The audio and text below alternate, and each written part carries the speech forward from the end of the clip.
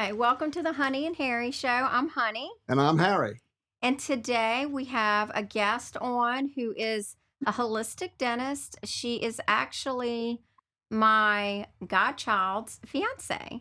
Um, it's Dr. Erin Wilbanks, and she is actually a dentist in North Carolina. And Erin's been in our family for so long. I feel like they are married already. So I'm so honored to have her on. Hey, Erin, this is Erin. Hi, Erin. Hi, thank you guys so much for having me. I'm Oh, excited. Absolutely. And, Erin has always, since we met Erin has always been so passionate about holistic health, just health in general. And of course, she's a dentist, so she's passionate about the teeth and all that. But like the whole, not just your mouth, like your whole body. I just love the holistic approach to medicine. Absolutely. So, Erin, you work for a holistic dentist, right? Or you're the dentist, but you work for a practice. You're part of the practice, right? And Right. so can you explain to people, because I think people don't really like when they hear it, they don't, because I know, my ignorance, even I didn't understand the holistic approach. You were kind of leap years ahead of all of us in Baton Rouge, all those years ago. But now that I'm starting to learn more about the holistic approach, it's the better approach for me. I think personally, I truly do. So why don't you give us a little bit of what that even means? Because I know people don't understand that sometimes. Yeah, absolutely. When I wanted to go into holistic dentistry at the time, I didn't even know what the name was. So I think, some people say holistic dentistry, biologic dentistry is another Hmm. term, functional dentistry, integrative. It's kind of all meaning the same thing. And I think we all kind of have our own definitions, but the biggest key is that it focuses on that oral systemic connection. So for so long, medicine and dentistry have kind of been this like, there's been this separation, and everyone's kind of treated their oral health in the oral cavity like it stands alone. And we know that that's just so not the case. So the biggest thing is bringing in that connection. And when I look at someone's mouth, I'm looking at their mouth and saying, what can I see in their mouth that could be playing a role with some of their systemic issues, or even signs that something systemically is going on that they may not be aware of? And then vice versa, if someone's coming in with some type of sickness, what possibly in their mouth could be playing a role to exacerbate that problem or prevent them from healing? There's a lot of toxicity, there can be infections. So we kind of want to bring the mouth to this biocompatible and biomimetic state so that the body can heal. I love that. And also I did forget to mention tonight we're gonna do our we've never done this before, but we're gonna have you have a question for Erin, Dr. Erin. She would love to answer. I know you would love to answer all the Absolutely. questions. Definitely. But no, I like that, like how you're trying to figure out everything because there's like your health in your mouth is so related to your heart, just to everything. It really is. And I didn't know that until maybe the past 5 years. Isn't that Yeah. crazy? And you've Yeah. educated our family hugely. So I want to ask a question of you. Tell us, Yeah. because I'm very confused, because back in the 90s, I got the Kentwood water jug and I got the fluorinated water, thinking I'm helping my children. So Yeah. give me some background. I do not understand it. So we have you Yeah. to explain, please. Fluoride is a very hot topic. And traditional dentistry is very pro fluoride.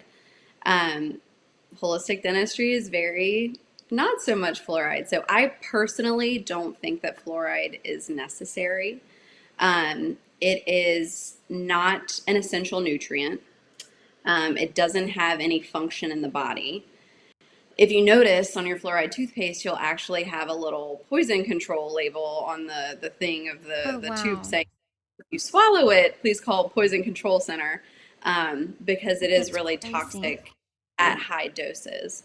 Now, I will say there is a difference between topical fluoride, so meaning like toothpaste fluoride, and water fluoridation. So if you think about water fluoridation, basically it started in the 1940s. The early studies on water fluoridation, so people people say that it's like one of the biggest public health services to exist, and I completely disagree because whenever it first came on the market and they did studies, the studies were really, really flawed. And there's actually never been a randomized controlled study that has shown the effectiveness of water fluoridation. So if you think about that little poison control label and you think about the amount of fluoride that can be swallowed in the water, there's no dose control.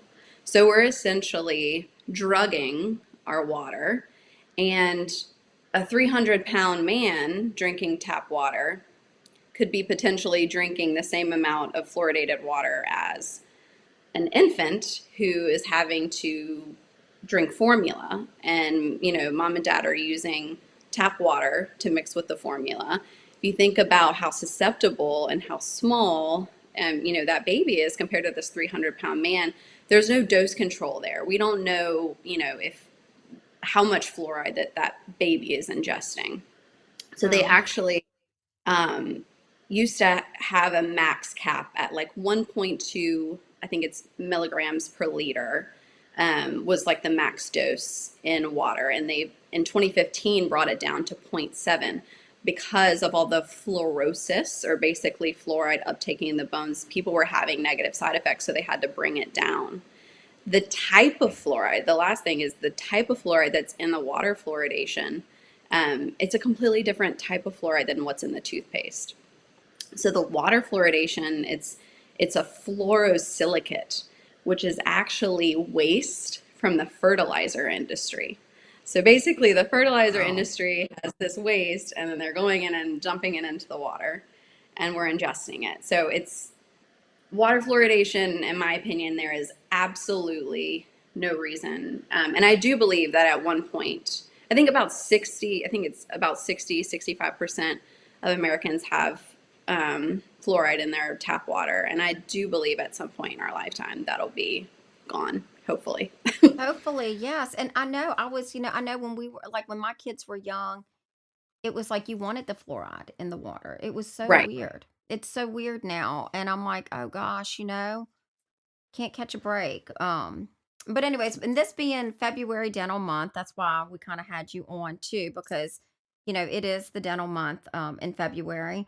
So give us some ideas for some preventable care that like for children. Like, okay, because I have grandchildren, and when I was a young mom, went to the dentist twice a year because the insurance would pay for it. So why wouldn't you go? And I made sure they're brushing their teeth at night. They had the little things that they could floss with that was fun because it was on the little stick, and they did that. I mean, are there other things that we should be doing for our small kids and adults too? Like, what should we be doing? Some preventable care where you don't get the cavities and the this and the that, all the stuff. Yeah, one thing I will say that's really frustrating in the holistic world, we have a lot of parents that come to our office and their kid may have cavities. They're seeking a second opinion. They went to a traditional office, they didn't feel comfortable. And I see it so often now with dental providers, and it is one of the most like gut-wrenching things is there are dental professionals out there shaming moms for not using fluoride or saying that breast milk causes cavities, and it is so frustrating. Um, Fluoride is not a silver bullet. If you use fluoride, your decay is not just, yes, it can help prevent, but there are so many other things that we should be looking at for prevention. Um, One, diet is so huge. Mm-hmm. We really need to be encouraging our kids and even adults to be eating a rainbow. We want a well balanced diet, and that's gonna really be more whole foods. We want to try to get away from the ultra processed stuff. We know it's not good for our bodies, and it's definitely not good for our teeth. The worst culprits, I will say, especially for kids, are going to be the little starchy carbs. Think like your goldfish, your little crackers, things like that. they're going to kind of sink into the grooves of the teeth, and that starch and that the carbohydrates are just the perfect food source for the bacteria to Yes. start to create acid on the teeth. So really trying to limit those processed things. Another big thing too is it really comes down to time under acidity. So our teeth are either in a remineralization phase or a demineralization phase. Demineralization is when the enamel is breaking down, and that's when the cavities start to form. And that's when we're acidic. So we really want to focus on being alkaline. So if you think of someone who is, they have their breakfast, they have their lunch, they have their dinner, they're not snacking kind of consistently through the day, or they're not having an iced coffee with sugar that they're sipping on through the day. We want to give our mouth time to recover from what we call acid attacks. So, after we do have, a meal, or if we do have something sugary, say your kid has has a little snack, and we want to make sure that they're drinking a bunch of water after to kind of bathe and get rid of the little things that are stuck. But then also like giving time. We don't want to be just consistently all day, because then we're kind of always under that acid attack. So diet's going to be really important, and also nutrient deficiencies. So many of us are vitamin D deficient these days. Vitamin D plays such a huge role with oral health. Most of us, kids included, need a D supplement. So if you feel like you're doing all the right things and you and your kid are doing all of the right things, but you're still getting cavities, maybe get some blood work and check to see if they're nutrient deficient. I take a good vitamin D3 K2 supplement. You want to make sure, if you are supplementing that D3, that you have the K2 with it, because the K2 actually helps the D absorb. Okay. Another thing most of us are deficient in magnesium. Magnesium is so, so, so important, as well as omega 3s and trace minerals. So we want to make sure that our saliva has tons of minerals in it. Our saliva is a superpower. Our saliva really helps prevent the breakdown of our enamel. And so if we have those minerals in our saliva, it's really, really going to help. So we want to have good saliva flow, all those things. And besides, brushing, flossing, breathing is something that I personally believe is the number one cause of cavities. We really need to shift back to nasal breathing. Um, I see so many kids, and kind of like the new normal, I would say, is these kids, they come in, they have stuffy noses, they can't breathe out of their noses, they're mouth breathing and their mouth is wide open. They have asthma, they have allergies, they have ADD symptoms, they have dark circles under their eyes, they're not sleeping, they're bedwetting. This is the new normal, and these kids are sick because of it. So mouth breathing, I think, is a huge missing piece that a lot of traditional dentistry isn't looking at. So you think like the mouth breathing, because like dad, that was one of your questions. I'm going to let you go from there. No, I was just asking that because I have a deviated septum, which I'm not going to go get surgically corrected, but at this Mhm, point, mhm. and so if I'm very relaxed, I do end up breathing through my nose, and it works fine. But other times, doing a lot of mouth breathing, so I'm just curious as to the Yeah, effect. is that bad on the teeth too? Absolutely. Yeah. Yeah. Yeah. It plays a huge systemic role, but locally with your oral health, I just mentioned the saliva and having that good saliva. Saliva flow is so important. We have enzymes in our saliva that break down the bacteria that cause cavities. We have minerals in our saliva. So basically, we need to keep good saliva. And when we are mouth breathing, we're drying all that out. Right. So we're Yeah. kind of stripping your defense mechanism against the oral microbiome, the cavities that are, or the bacteria that cause cavities that are there. So it dries everything out, and then it also, when it's dried out, creates an acidic environment. And again, we really want to get back to alkalinity. So that acidity can definitely increase your risk for cavities and also gum issues as well. Not to mention also inflaming the throat. So making the tonsils larger. You see a lot of kids these days are having to get their tonsils taken out, or even, it's historically been for a while, but mouth breathing is going to make the tonsil size larger and then can obstruct the airway even more. So, It's so crazy that it's just so, because I mean, yeah, I mean, kids, I feel like nowadays kids are always sick.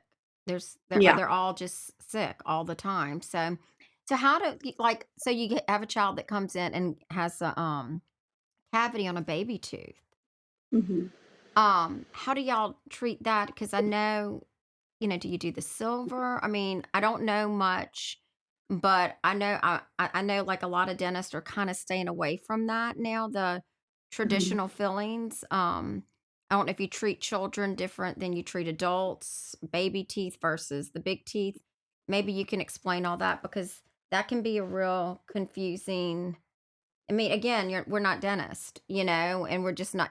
Nobody wants to go to the dentist. Trust I me. mean, really.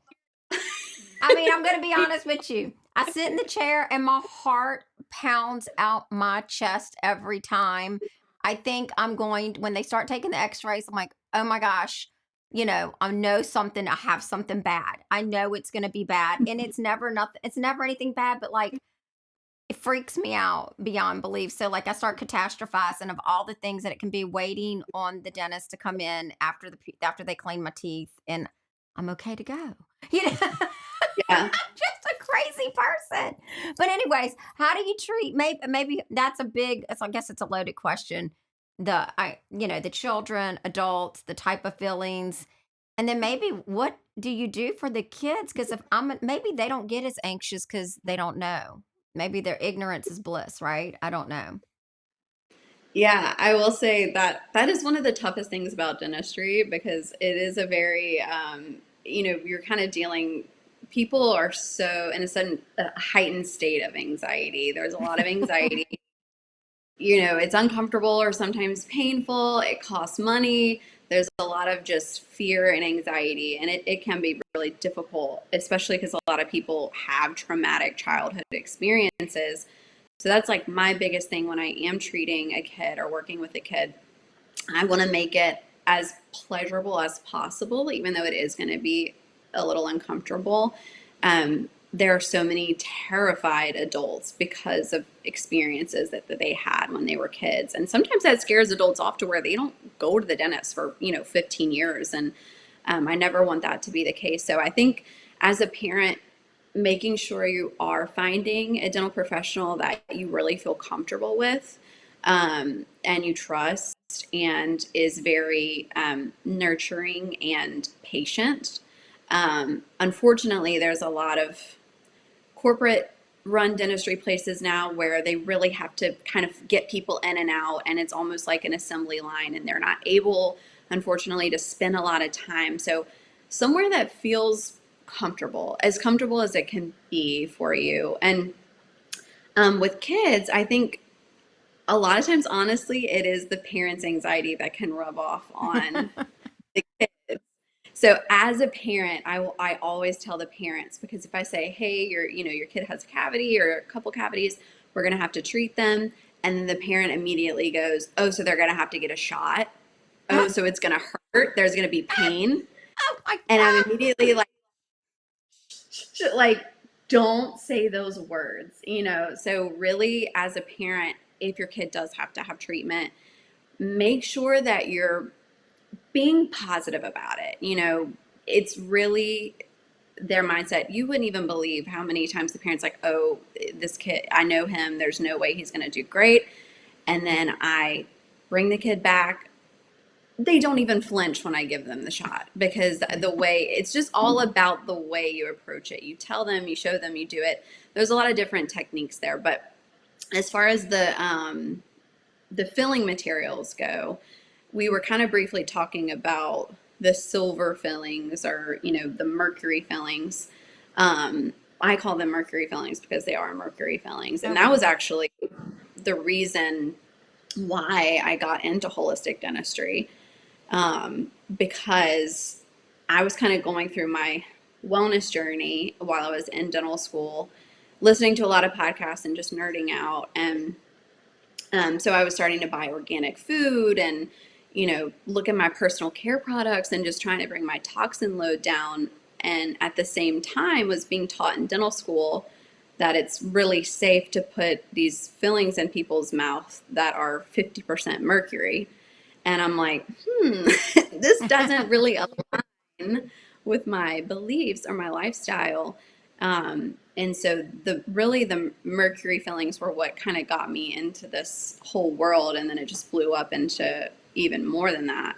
But the good thing is, yes, that most providers are not still using those mercury fillings, especially in children, and they really shouldn't, because the FDA in 2020 put out a statement that mercury fillings, these amalgam fillings or silver fillings, should not be used in pregnant women or children. Oh, wow. Um, because the mercury can, even in a pregnant woman, pass through the placenta, and a lot of babies are born with some of their mom's mercury load. And so as soon as they're born, they already have this heavy metal, load from mom's mercury Have a question. fillings, which is so crazy. We could take it later, though. Oh, we have a question, Erin. I'm so sorry. I don't mean to Yeah, interrupt no, you. go ahead. Can we? It's a good I time. want to get to that. Can you see that, Erin? I can, yes. What is your opinion on oil pulling? So I love oil pulling. We were talking about mercury. The only time that I think oil pulling, you shouldn't do it is if you have mercury fillings. The reason why is the oil will actually pull out more mercury vapor from the filling. Um, so you don't want to do it if you have mercury fillings, but otherwise I love it. It doesn't replace flossing, it doesn't replace brushing, but it definitely has a place. It's an old Ayurvedic technique that's been around for hundreds of years. Coconut oil, which is typically what it's done with, is antibacterial. It's super nourishing for the gums. So it's a really great adjunct therapy to use in your oral hygiene routine. You can swish for about 10 minutes or so, spit it in your trash, and it's definitely going to be really nourishing for the gums. There are a lot of like crazy claims that it can like completely reverse cavities or, whatever. And that's not true, but it definitely can improve oral health. So I think definitely using coconut oil, it's an inexpensive way to really improve your oral health. So I think it's a great practice. Oh, wow. I didn't even know that. Somebody's asking a Hmm. question. I had no idea. That's pretty good. So if you do, so there are, and I've seen kids that have the silver, like Yes. baby teeth. They're not supposed to have that, right? That's So those dangerous. those are actually stainless steel crowns. Oh, that's what that So is. they are a little different. Personally, in the holistic world, we're metal free, so we don't do any of the stainless steel crowns, but it is certainly not toxic like Okay. mercury. Okay. So So I'm confused on all that. It's just so yeah. confusing when you don't know.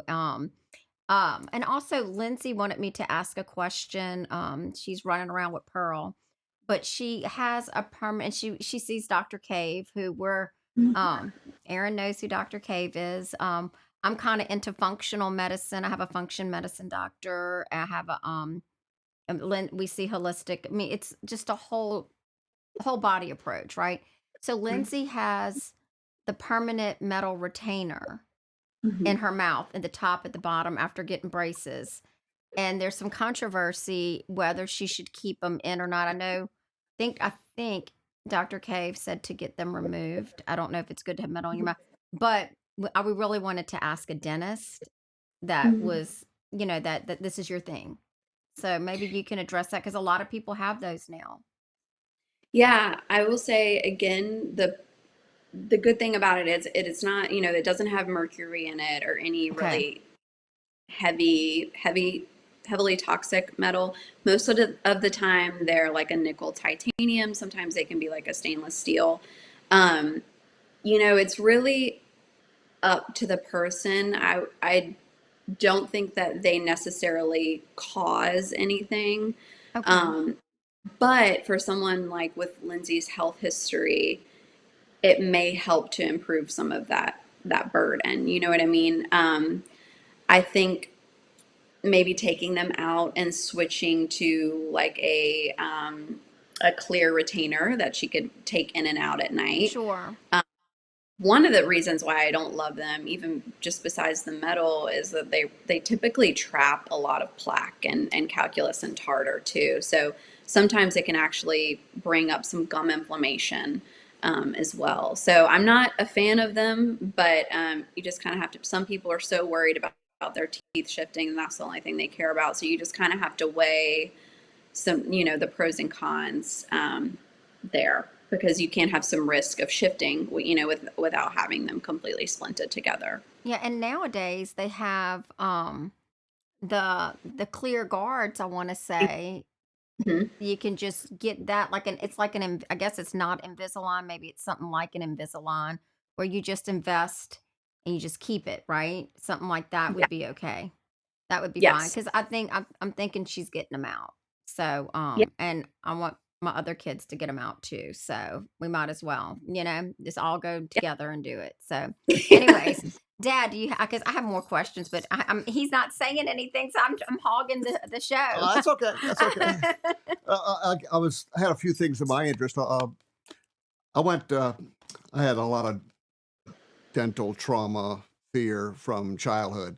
Back in my day, uh, they had foot operated drills. Oh, They used sandblasting to get inside your mouth and clean things up. And so I went at least one time 16 years between dental visits. And of course, I had a Wow. mouthful of issues at that point. And so when I went back, I had such a fear that I I elected to have sedation dentistry done early on in that reclamation project. I stopped doing that at some point because it became something that I didn't feel I needed anymore, and it was actually a little aggravating. Do holistic dentists do something different than regular traditional dentistry regarding sedation dentistry? That's a great question. We actually don't. It's pretty much the same thing. So everyone has different, fear levels and anxiety levels, and um, also with different providers, sometimes certain providers can make people feel more comfortable or less comfortable, and it's a relationship. You're not gonna. I always tell people finding the right provider is almost like dating. So we do the laughing gas sometimes. We still do the oral sedation. I will say I don't do it super super often, but we still do it, and it's pretty much the same. no, and you're so right about like when she said about the relationship you have with your dentist.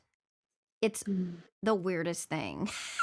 It is because I don't know why it's such it's a thing, but like I love my dentist. I love her because she's nice to me and I like and also like the dentist that's with her because they're just kind and they're sweet and the way they treat me. You know what I mean? They're very sweet and I think like you said that has a lot to do with it but I didn't have childhood trauma. I had healthy teeth my whole life and I had a great dentist. So I don't know why when I got older it became a thing after, and that's one of the things I wanted to say. After I never had a cavity until I got pregnant, and Mm. then every pregnancy I got one. Is that a thing? Is that normal? Do you hear that? Absolutely. Pregnancy changes so much with your mouth. It really, the hormone fluctuations, sometimes people actually can find out that they're pregnant after a dental cleaning because there'll be such a significant change in their gums. So you typically have a lot more, we call it pregnancy gingivitis. And so there's a lot of changes. The hormones play a huge role with the gums and the teeth, and it completely changes the balance. Also, a lot of times when you're pregnant, you're nauseous, you're throwing up, a lot of those Yes, systemic things can affect. So yeah, absolutely. We see people after pregnancy and a lot of things change. So yeah. and that happened for Lindsay. I'm sorry. Go ahead. There's a question again. A Facebook user says, "Do you use sealants?" Hmm. Another hot topic. There are holistic dentists that do sealants. I personally don't. Um, a lot of times I see sealants that are either done poorly or they've just over time worn away. And sometimes you'll have little pieces of the sealant lose their seal or lose their kind of connection with the tooth, and a piece will come out, or you'll have a little kind of catch between the tooth and the sealant that can actually be more of a plaque trap or a food trap. And so you can sometimes even increase your risk for getting a cavity there Oh, if that wow. happens. So I'm not the biggest fan. There are a lot of people that do it, and unfortunately, I see a lot of questionable business practices because it's a good, easy money maker. Insurance will pay for it. So sometimes it's just kind of like, oh, why not? Let's do a sealant. But I personally am not a fan. But again, you just Yeah. So the just other drove thing I wanted to ask is, my daughter, I mean, Erin knows, had cancer, breast cancer. She got chemo, and that really changed her health in her mouth. Mhm. Um, so I mean, with the holistic, do y'all have patients that are cancer patients or were cancer patients? Because it's another thing. You got to find somebody after that happens to you. I mean, your oral health changes completely. Absolutely. Yeah, I will say with that, we have a lot of people who, even just besides cancer, will have a lot of other chronic diseases. And um, sometimes with those people, I mean, you're more immunosuppressed, you're more susceptible to things. Um, Someone like that is going to have things in their mouth, conditions in their mouth can be affecting their health more than someone who may be like quote unquote healthy. So we have to really look at the mouth and see if there's anything there that could be making that problem worse, or increasing their risk for things. So hidden infections, I see so many people walking around with infected root canals. Oh, wow. We'll have people will get root canals done on their teeth, and with a root canal the whole living part of that tooth is taken out. There's no more nerve supply, there's no more lymph system. And so basically the tooth doesn't have any more defense, and there's always going to be some low grade level of bacteria living in that tooth still. There's always going to be some low grade level of inflammation. And a lot of times that bacteria will continue to proliferate and cause a secondary infection, or an infection again in that root canal tooth. And unless you're monitoring it closely, you don't have any symptoms typically, because you don't have any nerve inside that tooth anymore to tell you, to give you pain, to tell you something's wrong. So we do a lot of what we call cone beam x-rays, or CBCTs. It's a 3D x-ray where you can really take a deep look at those root canals and see if there's infection there. So someone with cancer, absolutely, we're taking a look to see if they have any infected root canals, because that can play a huge role in that inflammation. And we talked a little bit about saliva flow. I mean, people who have radiation and some of the medications that they're on can really impact their saliva flow. So they're going to be more high risk to have problems. Um, so, yeah, I mean, it's absolutely critical to make sure that, what's going on in the mouth is going to be not contributing to that chronic inflammation and infection. 100%. And I know you've told me you suggest not doing a root canal, right? Is that right? Or Yeah. I don't want to misquote you. To do an Yeah. implant Yeah. is the Absolutely. safer. It is. It is. And there's some nuance to that. Like for instance, for kids, say a kid has a fall and busts their two front teeth out, and their only options are root canal or extraction, but they're still growing, and so they're not old enough to be able to get an implant yet. So in those instances, I'm still saying, get a root canal, buy yourself time, because if that tooth's gone, the bone's going to shrink, and then by the time they're old enough to get an implant, there's not going to be enough bone there to even hold it.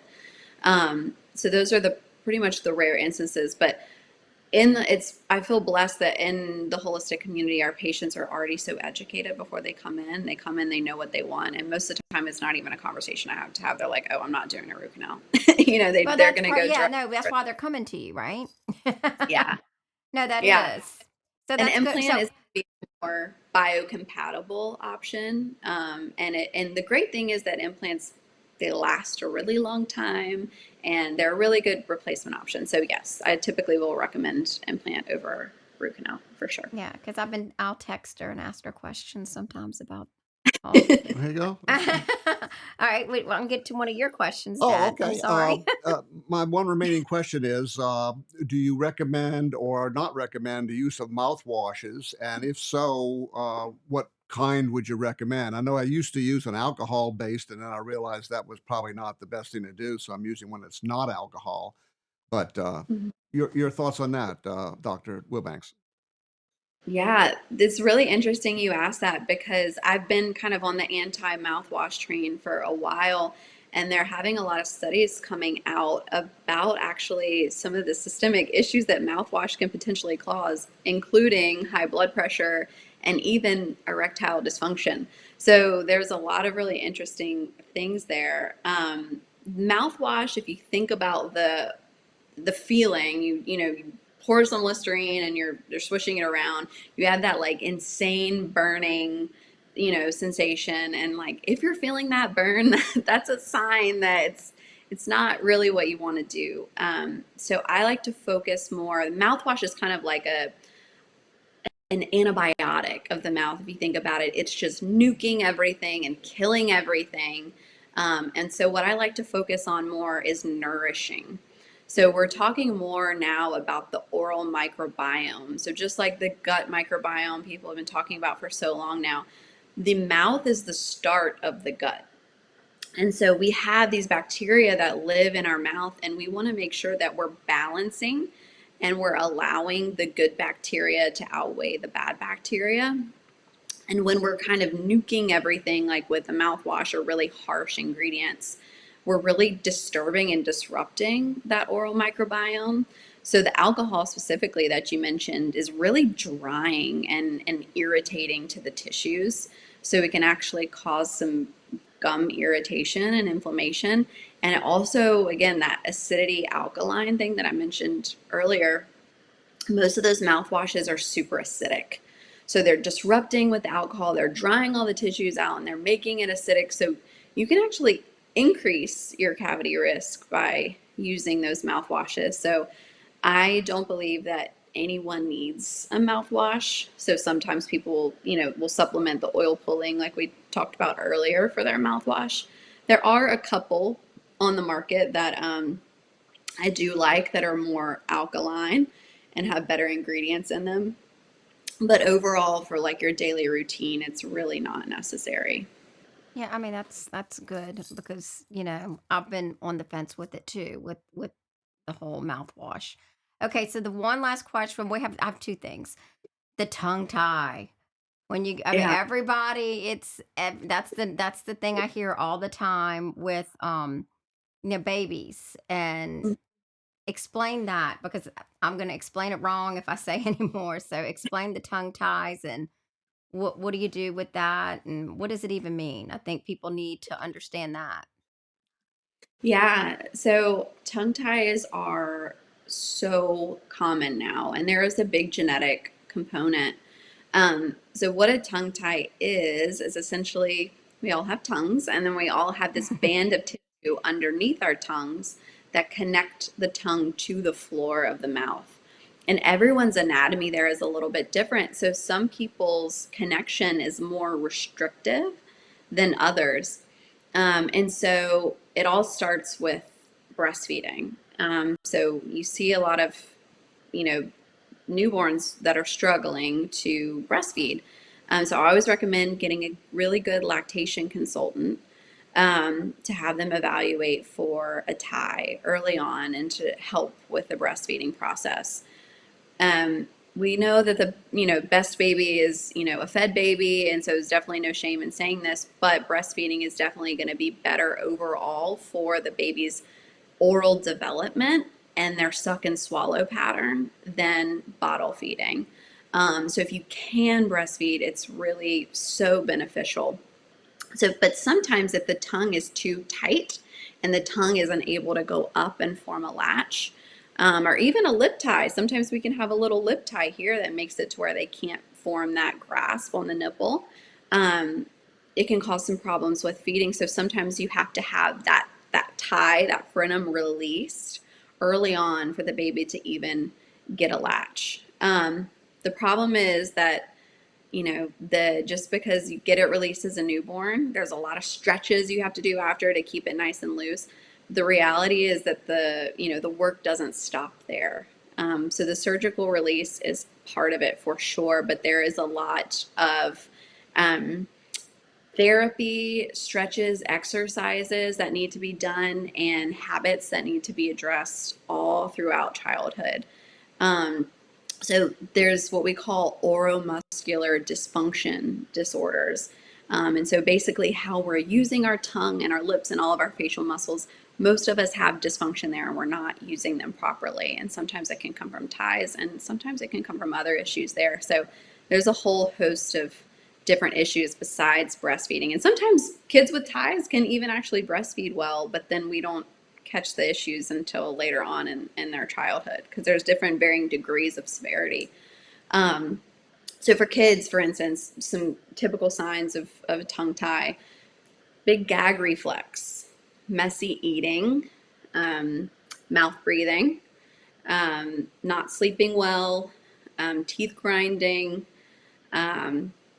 food aversions, being a picky eater, sleep disorder breathing.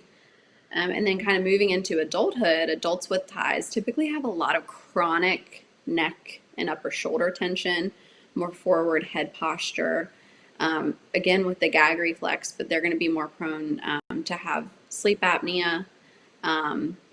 Tension is really, really the biggest thing though.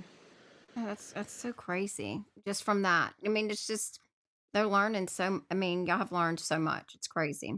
So before we Yeah. get off, can you just like give us some tips of ways that we can unless you had another question. I'm No, sorry. I'm good. No, you're okay. Okay. Some tips of what we could do like right away to start, better healthcare for our teeth. Yeah, one thing I did want to mention that I was kind of going on my anti-fluoride train. Oh, sorry, my little light is going out. Oh, Um, you can't see me as well.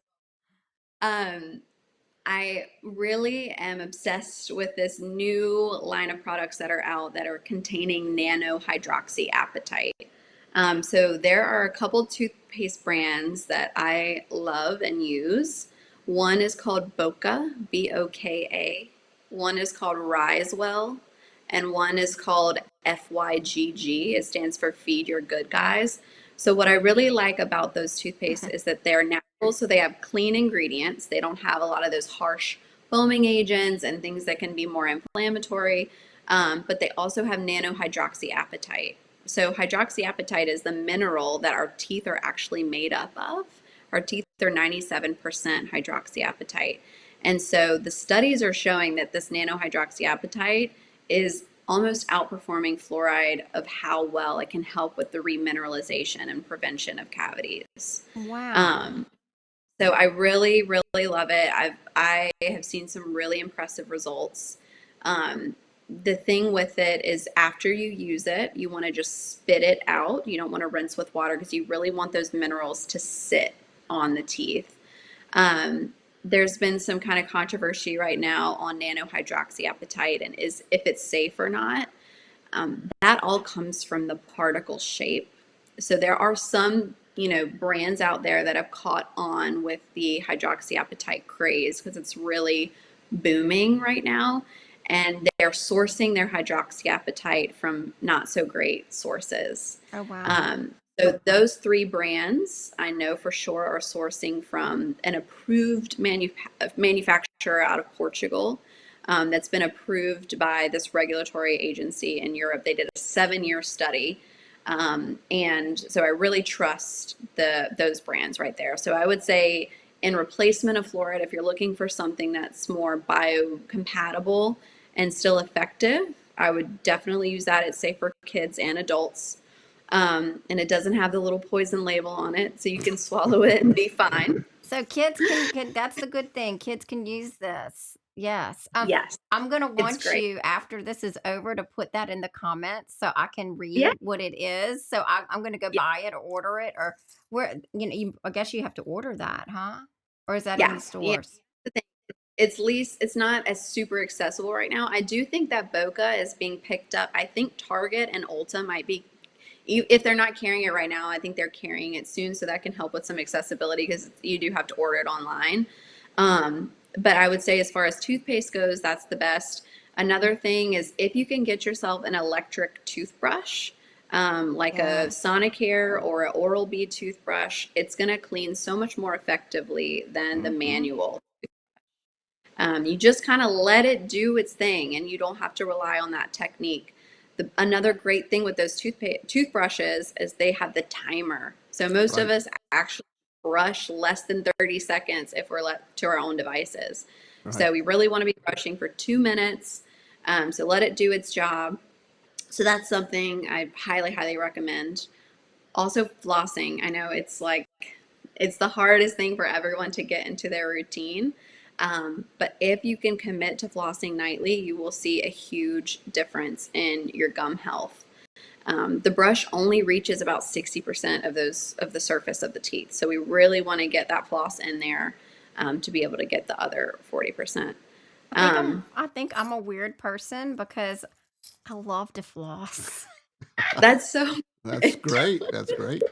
It's like an obsession at night. I'm like, "Arr," and then I go after it, girl. I get I'm so proud of you. oh, it just feels good on my and like I can rub my tongue on the back of my teeth. There you go. There you go. It's a thing. It's a thing. Yeah, I It's love it. yeah. Is You're there you're like you're in the 1% there because Right. most people Right. they don't. Right. and they don't like I know. I just but it's gross if you don't. That helps you do it. I know.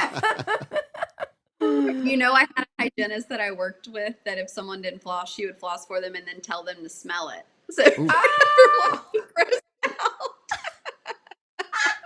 yeah, because it is. It's just so like so gross and like I'm not gonna rat anybody out, but anyways, I mean, there are people that are just I know that are just I'm like, Yeah. but anyway, so Yeah. well, Erin, thank you Another so thing. much. Oh, You yeah, gosh, you're welcome.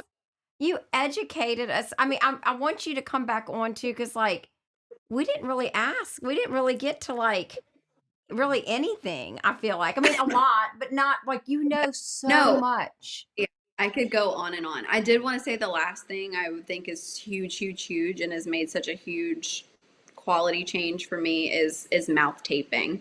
So I think that's also having a moment right now, and people are talking about it. But essentially, I tape my mouth shut every single night when I go to sleep. What? So we were talking about the importance of nasal breathing. A lot of times our mouths fall open at night because of some of those oral function issues I mentioned with the tongue and all of that stuff. So if we can make sure that we're breathing through our nose, it's going to change the quality of your oral health, and it's really going to change your sleep too. You're going to get to those deeper stages of sleep. You're going to feel so much better when you wake up in the morning. It's made I can't go to sleep without it. I can't. Really? So explain Yes. that real quick to me. You don't use like you're not using like regular tape. I mean, like, right? What are Yeah. you? Yeah.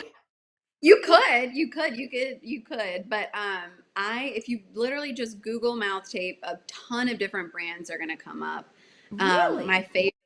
favorite, my favorite is Somnifix, Drift. Those are my two favorites. For men with facial hair, there's a really aggressive brand. You're not gonna like, but it's called Hostage Tape, and that's actually the best. I love it. That's the best for guys with facial hair because it's hard for it to stay. Yeah. Oh, I Um, love that.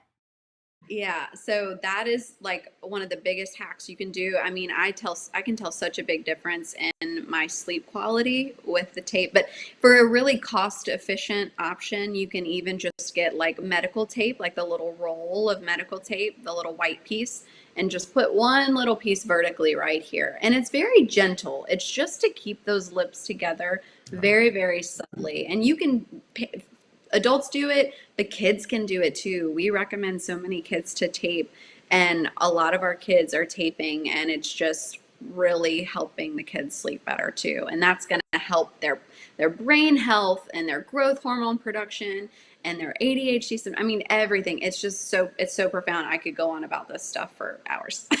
No, I mean it's so interesting, and I love it. And I mean, I'm telling you, every time I see Erin, even over Christmas, I'm like 47 questions, poor thing. It's like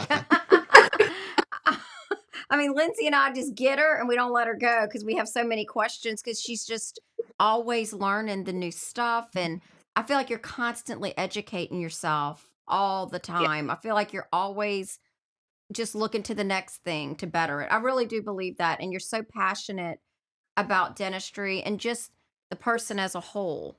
Like you're saying with the ADD, that this, that, all the different things, that's what you want your dentist to be like. Because it starts, like you say, it starts here in your mouth. Right. So Mhm. thank you so much for coming on. I mean, she's busy working all day. I really do appreciate this. I feel like you did me a huge favor by coming on for Aunt Lori. So thank you. Thank you so No, much, thank Dr. you guys. Wilbanks. Yeah, thank you so much for having me. I enjoyed every bit of it. And hopefully we'll have her again. That would be great. We can have her again if she agrees to it. Yeah. Absolutely, anytime. Oh gosh. All right. Well, have a good night. And Yep. Next week we have two guests on, and they're going to talk about cancer, healing, and Medjugorje. yes. So tune in to us next Wednesday night. And thank you again, Dr. Wilbanks. Thank you. Good night, everybody. Good night.